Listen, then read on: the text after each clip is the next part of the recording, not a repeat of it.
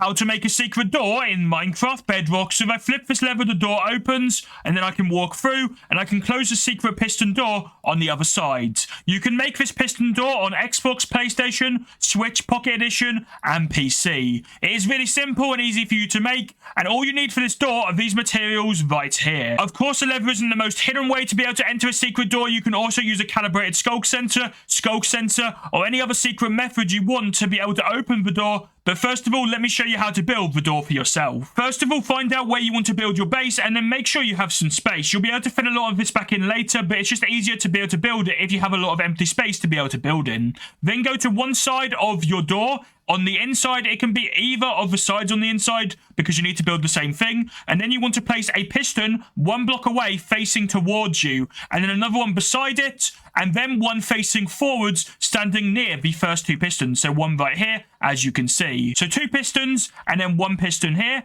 And then you want to repeat this on the other side. So one sticky piston here, one sticky piston here, and then one sticky piston facing forwards. They need to be sticky pistons for this to be able to work. Next, grab the blocks that you want to make your door out of. Place one block in front of the piston here and one block in front of the piston here. Obviously, you want your door to blend in, so use the same blocks as in the outside of where you're building it. Then in the entrance of your door, you want to mine 2 blocks down and then mine another 2 blocks in front of it. Again, both 2 blocks down. So you should have 4 blocks. And then you want to go to your left of your farm and build 2 blocks out, 2 blocks out again, and then also 1 block like so. So it should be looking like this. Next, grab your sticky pistons and place 2 in the entrance. So this should be in line of where your entrance for your secret door or your piston door is. Then grab your redstone dust, connect them to these 2 pistons, and then connect the redstone dust again and again and one more time. So it should be leading into this block right here. So 1 block up. Then on the second to last redstone dust, you want to place a glass block. So the last one that's on this row needs a glass block above it like so. Then on top of your glass block, you want to place a redstone dust. Then behind it, so connecting to this piston, you want to place another glass block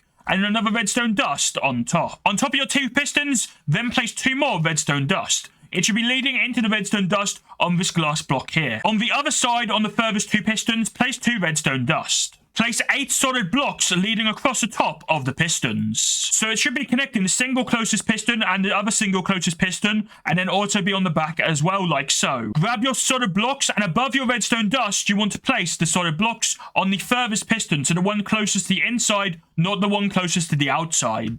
Make sure that you definitely have redstone dust on all of your pistons, so 2 here, and then 2 here as well. Then you want to grab redstone repeaters, place a redstone repeater facing into this block, and a redstone repeater facing into this block as well. Then grab 2 redstone dust and connect the 2 repeaters. On your repeaters, you want to click on both of them twice, so they look like this. Just to recap, this is what you should have so far. 2 redstone dust with repeaters either side leading into blocks, solid blocks behind it as well, like so, on the same level. Then you should have pistons with redstone on top, and then also another piston here as well. And the same for the other side, pistons with redstone on top. On this side, you should have a glass block with a redstone dust on top, a redstone dust underneath, and then a glass block to the side with a redstone dust on top as well. And then beneath this, you should have redstone dust like so, connecting to your front 2 pistons. Then all you need to do is you need to fill in all of the blocks. Fill in 2 stone blocks on top of your pistons, fill in stone blocks as well in front of it, and make sure you just hide any of your redstone wiring. So you want to place a stone block here, and then also the same on the other side as well. So stone blocks here and here.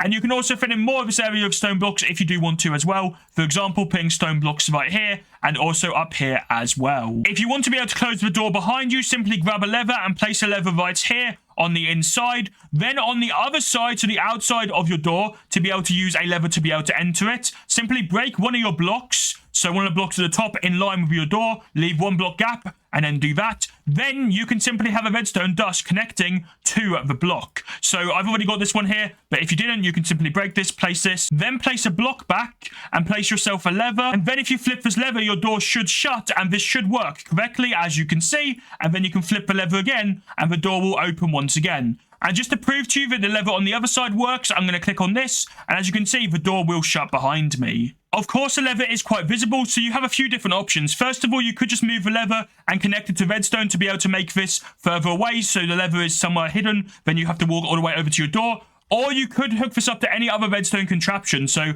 for example, you could make a combination lock, and you've got to have the right combination to be able to open your door. or you could hook it up to a calibrated skulk sensor so it will only activate if you do certain actions nearby. For example, taking off or putting on armor, using special items, or eating food or drinking. There's a lot of different options with calibrated skulk sensors, so this is probably the best way to be able to make it completely hidden. Let me know in the comments below if you'd like a guide on how calibrated skulk sensors work, and if I've already done that video, I'll leave it on screen. If not though, check out the video on screen. It's one YouTube thinks you'll like.